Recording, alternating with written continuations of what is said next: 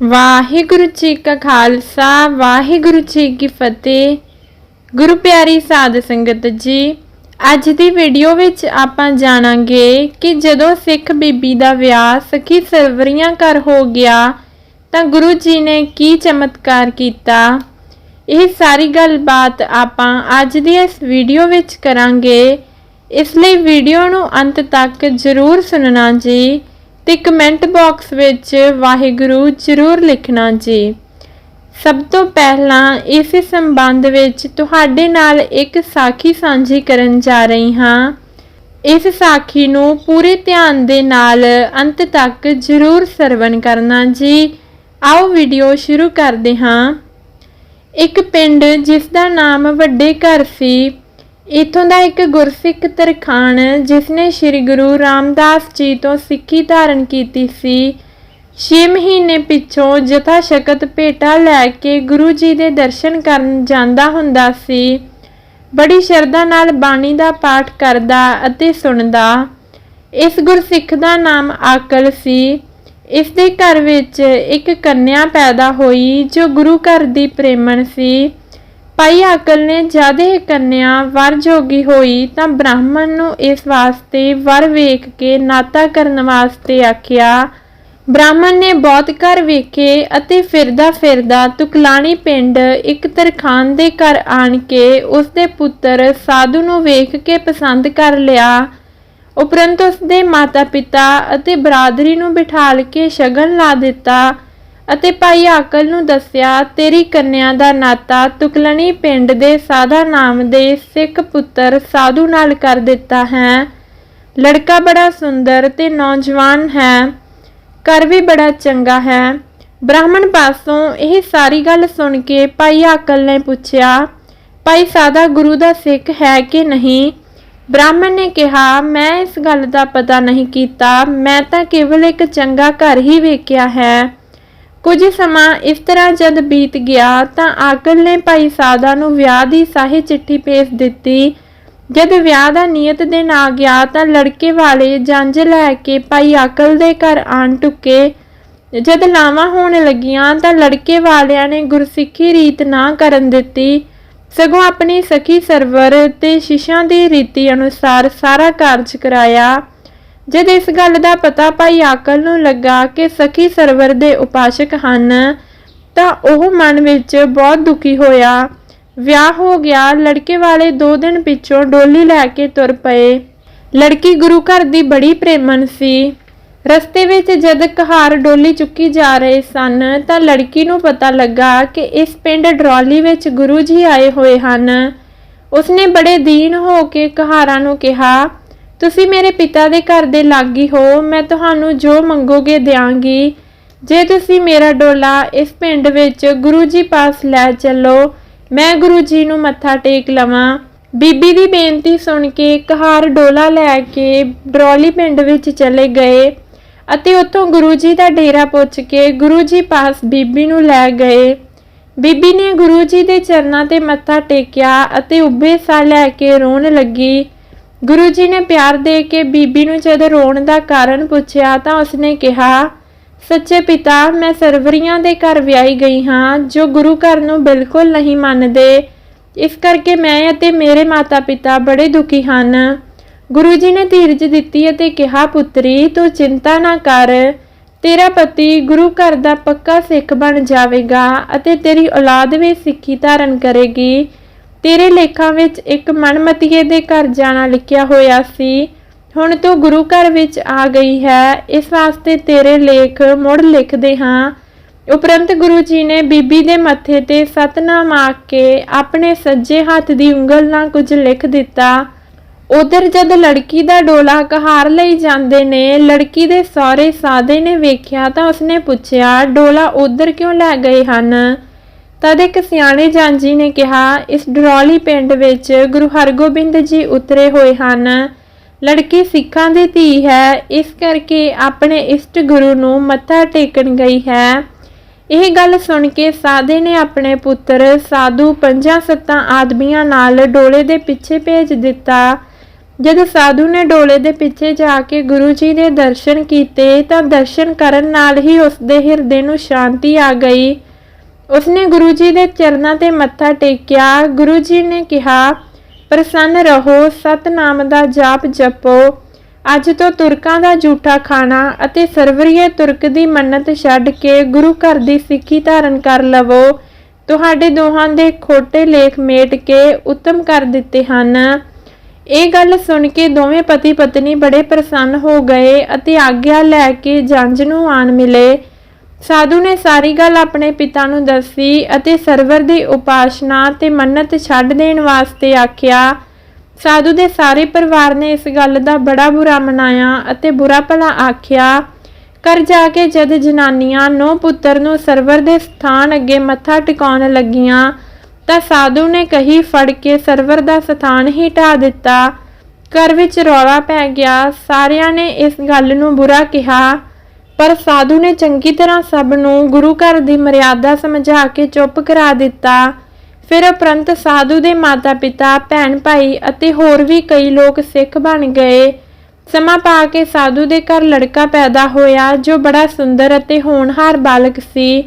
जद यह बालक वड्डा होया तां साधु अते उसदी इस्त्री ने बच्चे नूं गुरु जी पास लिया के मत्था टिकाया ते बेनती कीती, सच्चे पातशाह इसका नाम रखो। गुरु जी ने कहा, यह बालक बड़ा सुंदर रूप वाला है, इस करके इसका नाम रूप ही रखो। भाई साधु अपने पुत्र का नाम रखा के खुशी खुशी घर आ गया। उपरंत 6 महीने भाई साधु अपने पुत्र रूपचंद सहित गुरु जी दे दर्शन करन आंदा अते बड़े प्रेम नाल जथा शकत भेट रख के गुरु जी दे चरनां ते मत्था टेकदा। इस तरह ही समा बीतदा गया। भाई रूपचंद जवान हो गया। अपने पिता साधु नाल पूरी कमाई करन लगा। एक दिन दोवें प्यो पुत्र जेठ दे महीने जंगल विचों लकड़ां वड्डण गए ਅਤੇ ਗਰਮੀਆਂ ਦੇ ਦਿਨ ਹੋਣ ਕਰਕੇ ਆਪਣੇ ਨਾਲ ਮਿੱਟੀ ਦਾ ਇੱਕ ਮਟਕਾ ਪਾਣੀ ਭਰ ਕੇ ਲੈ ਗਏ। ਪਾਣੀ ਦੇ ਮਟਕੇ ਨੂੰ ਇੱਕ ਜੰਡ ਦੇ ਬ੍ਰਿਸ਼ ਨਾਲ ਲਟਕਾ ਕੇ ਲੱਕੜਾਂ ਵੱਢਣ ਲੱਗ ਪਏ। ਜਦੋਂ ਸਿਖਰ ਦੁਪਹਿਰ ਸਮੇਂ ਗਰਮੀ ਦੇ ਕਾਰਨ ਬਹੁਤ ਪਿਆਸ ਲੱਗੀ ਤਾਂ ਉਹ ਦੋਵੇਂ ਪਿਓ ਪੁੱਤਰ ਪਾਣੀ ਪੀਣ ਜੰਡ ਹੇਠਾਂ ਆਣ ਬੈਠੇ। ਭਾਈ ਰੂਪ ਨੇ ਜਦ ਆਪਣੇ ਪਿਤਾ ਨੂੰ ਪਾਣੀ ਪਿਆਉਣ ਵਾਸਤੇ ਮਟਕੇ ਨੂੰ ਫੜਿਆ ਤਾਂ ਉਸ ਨੂੰ ਬਹੁਤ ਠੰਡਾ ਵੇਖ ਕੇ ਕਿਹਾ, ਪਿਤਾ ਜੀ ਇਹ ਠੰਡਾ ਜਲ ਗੁਰੂ ਜੀ ਦੇ ਪੀਣ ਯੋਗ ਹੈ। ਇਸ ਵਾਸਤੇ ਪਹਿਲਾਂ ਗੁਰੂ ਜੀ ਨੂੰ ਪਿਆ ਕੇ ਫਿਰ ਹੀ ਅਸੀਂ ਪੀਣਾ ਹੈ। ਇਸ ਤਰ੍ਹਾਂ ਵਿਚਾਰ ਕਰਕੇ ਉਹ ਦੋਵੇਂ ਜਣੇ ਫਿਰ ਆਪਣੀ ਕਾਰ ਕਰਨ ਲੱਗ ਪਏ ਅਤੇ ਪਿਆਸ ਤੇ ਜ਼ੋਰ ਨਾਲ ਅੰਤ ਨੂੰ ਕੰਮ ਕਰਨਾ ਬੰਦ ਕਰਕੇ ਜੰਡ ਹੇਠਾਂ ਬੈਠ ਕੇ ਗੁਰੂ ਜੀ ਨੂੰ ਆਰਾਧਨ ਲੱਗੇ। हे सतगुरु जी, ਇਹ ਸੀਤਲ ਜਲ ਇਸ ਵੇਲੇ ਦੀ ਅਤ ਗਰਮੀ ਦੀ ਰੁੱਤ ਵਿੱਚ ਆਪ ਜੀ ਦੇ ਛਕਣ ਯੋਗ ਹੈ। आप आन के पहला ही शीतल जल छक लवो, फिर असी पीवांगे। गुरु जी उस समय डरौली विच सन जो उथों 30 को दूर सी। साधु ने अपने पुत्र रूपे नूं कहा, इतनी गर्मी दे समय गुरु जी एडी दूरों किस तरह आ सकते हन? सानू हट नहीं करना चाहिदा। प्यास नाल साडी जिंद निकलन लगी है। अपनी जिंद बचाउण वास्ते पानी पी लेना चाहिदा है। तद रूपे ने कहा, पिता जी सानू इस तरह का कोई संसा नहीं करना चाहिदा। गुरु जी सर्व शक्तिमान हन। जिथे कोई शरदा ते प्रेम नाल सिमरदा है उत्थे ही पहुँच जाते हैं। सानू अपने प्रेम की प्रतिज्ञा पूरी करनी चाहिए है। दोपहर का समा सी। गुरु जी ठंडे थां घर अंदर बिराजे हुए सन। सेवादार पानी छिड़कण ते पखा झल्लण की सेवा कर रहे सन। गुरु जी झटपट उठ के बैठ गए अते सेवादार नूं आख के अपनी सवारी वास्ते घोड़ा मंगवा के उस उपर सवार हो के 30 को दा पैंडा घड़ी पल विच ही करके भाई साधु कोल पहुँच गए। जंड हेठां दोवें प्यो पुत्र ते नाल बेहाल होए लेटे पए सन कि गुरु जी ने कहा, तुसीं कौन हो? सानू बहुत प्यास लगी है, सानू पानी पियाओ। यह आवाज़ सुन के साधु ने रूपे नूं कहा, उठो गुरु जी आ गए हन, जल छकाओ। फिर साधु ते रूपे ने दोहां ने उठ के गुरु जी दे चरनां ते मत्था टेकिया अते घोड़े तो हेठां उतर के अपनी चादर विछा दिती अते बड़े प्रेम नाल उपर बिठाल के पत्तलां दे डोने नाल ठंडा जल छकाया। गुरु जी बड़े प्रसन्न हो के जल छकिया ते कहा कि ऐसा शीतल जल असीं अज तक कदे नहीं छकिया। ਹੁਣ ਤੁਸੀਂ ਵੀ ਛਕ ਲਵੋ। ਗੁਰੂ ਜੀ ਦੀ ਪ੍ਰਸੰਨਤਾ ਨਾਲ ਆਗਿਆ ਪਾ ਕੇ ਫਿਰ ਦੋਹਾਂ ਪਿਓ ਪੁੱਤਰਾਂ ਨੇ ਜਲ ਛਕ ਕੇ ਆਪਣੀ ਪਿਆਸ ਮਿਟਾਈ। ਜਦ ਦੋਵੇਂ ਪਿਓ ਪੁੱਤਰ ਪਾਣੀ ਪੀ ਕੇ ਤ੍ਰਿਪਤ ਹੋ ਗਏ ਤਾਂ ਗੁਰੂ ਜੀ ਨੇ ਫਰਮਾਇਆ, ਹੁਣ ਤੁਸੀਂ ਆਪਣਾ ਤਰਖਾਣਾ ਕੰਮ ਛੱਡ ਕੇ ਪ੍ਰੇਮ ਨਾਲ ਗੁਰੂ ਦੀ ਦੇਗ ਵਰਤਾਇਆ ਕਰੋ। ਰਿੱਧੀਆਂ ਸਿੱਧੀਆਂ ਤੁਹਾਡੇ ਅਧੀਨ ਰਹਿਣਗੀਆਂ। ਅਸੀਂ ਤੁਹਾਡੇ ਉੱਤੇ ਬਹੁਤ ਪ੍ਰਸੰਨ ਹਾਂ। ਜੋ ਕੁਝ ਮੰਗਣਾ ਚਾਹੋ ਮੰਗ ਲਵੋ। ਭਾਈ ਸਾਧੂ ਨੇ ਬੇਨਤੀ ਕੀਤੀ, ਮਹਾਰਾਜ ਸਾਨੂੰ ਸਿੱਖੀ ਦਾਨ ਬਖਸ਼ੋ ਜਿਸ ਨਾਲ ਸਾਡਾ ਜਨਮ ਮਰਨ ਕੱਟਿਆ ਜਾਵੇ। ਆਪ ਸਾਡੇ ਸਹਾਈ ਬਣੋਗੇ ਤਾਂ ਅਸੀਂ ਨਿਤ ਹੀ ਦੇਗ ਕਰਾਂਗੇ।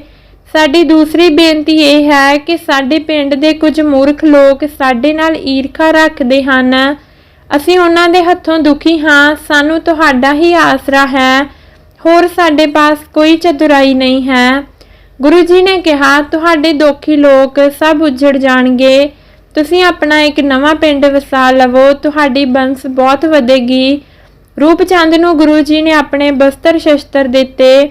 ਉਸਨੇ ਸ਼ਰਧਾ ਨਾਲ ਆਪਣੇ ਸਿਰ ਉੱਤੇ ਰੱਖ ਲਏ ਅਤੇ ਗੁਰੂ ਜੀ ਦੇ ਨਾਲ ਤੁਰ ਪਿਆ।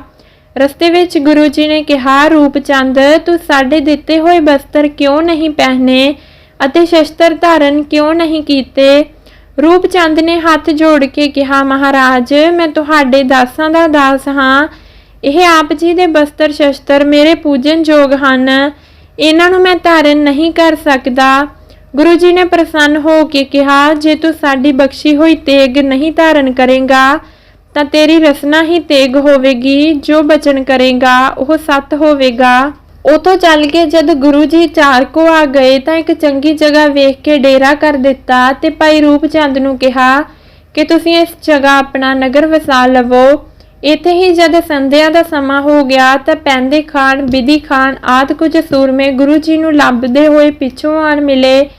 ਰਾਤ ਵਿਸ਼ਰਾਮ ਕਰਕੇ ਦੂਸਰੇ ਦਿਨ ਗੁਰੂ ਜੀ ਨੇ ਆਪਣੇ ਪਵਿੱਤਰ ਹੱਥਾਂ ਨਾਲ ਟੱਕ ਲਾ ਕੇ ਪਿੰਡ ਦੀ ਮੋਹਰੀ ਗੱਡ ਦਿੱਤੀ ਅਤੇ ਸਾਧੂ ਨੂੰ ਕਿਹਾ, ਇਸ ਦਾ ਨਾਮ ਤੂੰ ਆਪਣੇ ਨਾਮ ਤੇ ਰੱਖ ਲੈ। ਪਰੰਤੂ ਸਾਧੂ ਨੇ ਕਿਹਾ, ਮਹਾਰਾਜ ਇਸ ਦਾ ਨਾਮ ਮੇਰੇ ਪੁੱਤਰ ਰੂਪੇ ਦੇ ਨਾਮ ਤੇ ਰੱਖੋ। ਗੁਰੂ ਜੀ ਨੇ ਕਿਹਾ, ਇਸ ਦਾ ਨਾਮ ਅੱਜ ਤੋਂ ਰੂਪਨਗਰ ਰੱਖਿਆ ਹੈ। ਤੁਸੀਂ ਆਪਣੇ ਘਰ ਆਦਿ ਬਣਾ ਕੇ ਵਸਣਾ ਕਰੋ। ਗੁਰੂ ਜੀ ਦਾ ਹੁਕਮ ਮੰਨ ਕੇ ਭਾਈ ਸਾਧੂ ਤੇ ਰੂਪੇ ਨੇ ਆਪਣਾ ਪਿੰਡ ਵਸਾ ਕੇ ਉਸ ਵਿੱਚ ਵਸਣਾ ਕਰ ਲਿਆ ਅਤੇ ਗੁਰੂ ਕੀ ਦੇਗ ਦਾ ਲੰਗਰ ਚਲਾਉਣ ਲੱਗ ਪਏ। ਉਪਰੰਤ ਗੁਰੂ ਜੀ ਸ਼ਿਕਾਰ ਖੇਡਦੇ ਅਤੇ ਹਾਸ ਬਿਲਾਸ ਕਰਦੇ ਹੋਏ ਡਰੌਲੀ ਸਾਈਂ ਦਾਸ ਜੀ ਪਾਸ ਪਹੁੰਚ ਗਏ। ਇਸ ਇਲਾਕੇ ਵਿੱਚ ਤੁਹਾਡੀ ਬਹੁਤ ਮਾਨਤਾ ਹੋਵੇਗੀ।